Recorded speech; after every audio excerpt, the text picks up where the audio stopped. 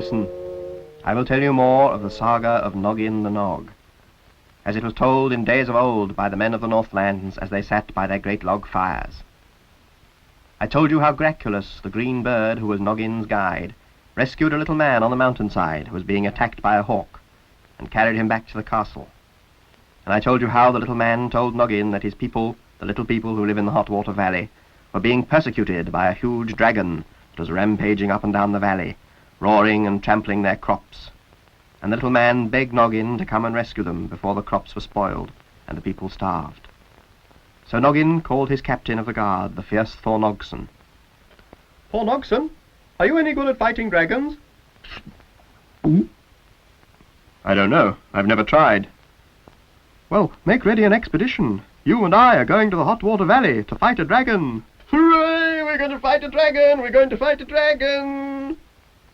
And Thornogson, delighted with the news, ran off to the royal armoury to find weapons. Noggin and Ronf got a long sledge with wheels and runners, and 6 strong dogs to pull it. Provisions they got from the grocer, corned beef and candles, boiled sweets and biscuits, and new boots with iron spikes from the cobbler.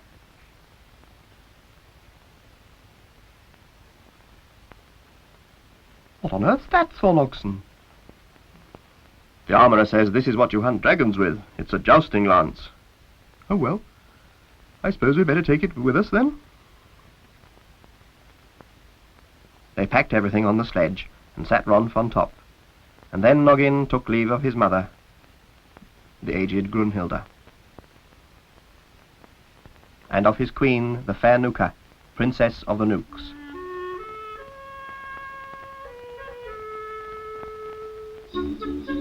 And as the sun rose over the castle, they set off up the valley.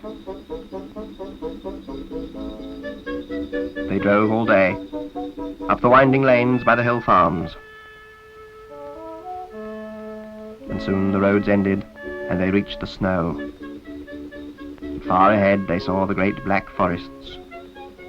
And further still, behind the forests, they saw the peaks of the glass mountains glinting in the evening sun.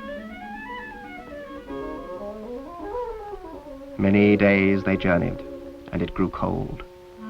The warm summer days they had left behind in the land of Nog were forgotten, as the wind cut across the cold, snowy waste. Then one day they reached the forest, the great black forest of Trollascarl, where there are no paths, because the trees move around when nobody's looking. Well, what do we do now? The way lies through the forest. Whatever perils there may be, that is the way we must go. Well, I don't fancy it myself. We're sure to get lost. I will fly above the trees, and I will see you don't get lost. So, into the magic forest they went, where it was dark, and the black trees stood in the snow. There was no path, and although they never saw the trees move, they knew that they were leaving no trail behind them, and they would never find their way back again, because the black trees would have moved to hide their tracks.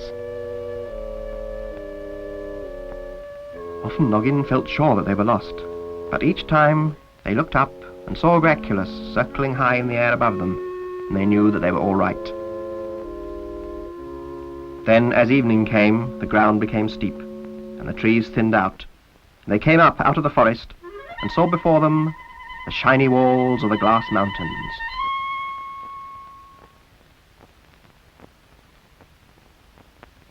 They set up their camp behind a rock, and they made a fire to warm their toes, and they had boiled eggs for tea with toast to dip in them, and everybody was pleased they had come so far without any trouble. All, that is, save Graculus. He looked sad. Come, Graculus, what ails you, old bird? I know this place. I feel in my bones that I have been here before. I feel it very clearly, and yet I don't see how I can have been here before. I certainly can't remember when it was. Perhaps you dreamed it, Graculus? Dreamed it. Perhaps I did. But I know that over there, to the right of the sun, is a grove of tall green trees, around a lake of salt water. And there are fish in the lake, blue fish, Where were you born, Graculus? I don't know. I'm told a trader gave me to Nooka's mother in the land of the midnight sun, when I was still an egg. She put me by the stove to hatch and raised me from a chick. Where I came from and in what nest my egg was laid, nobody knows. Tonight you must sleep, Graculus, but tomorrow, as the sun rises, you must go and find your grove of green trees around a lake, for it may be your egg remembers what it never saw, and there you will find your home.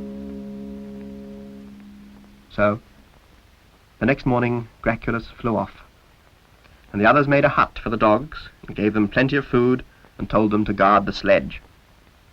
Then they took up their packs and the jousting lance, and they started to climb.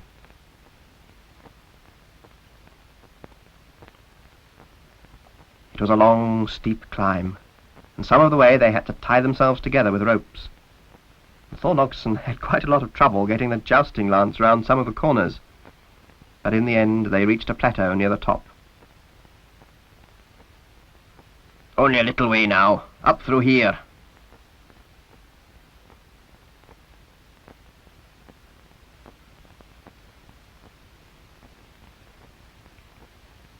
Ron? Come on, Noggin. I'm stuck.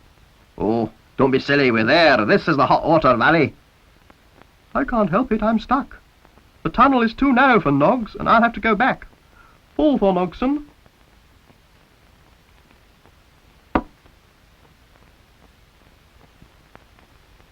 Oh, it is vexing. After coming all this way. Look, there's Graculus. Hi, Graculus! Graculus! Graculus, come down!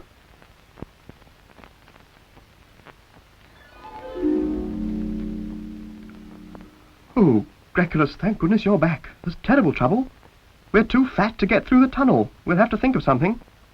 Ark. What do you mean, ark? I said we'll have to think of something.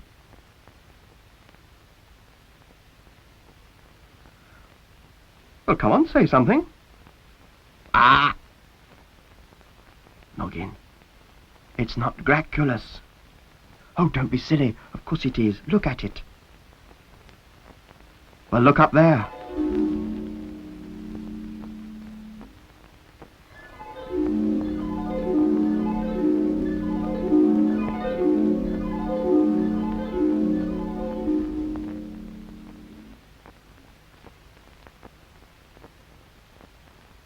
Now then, which of you is Graculus?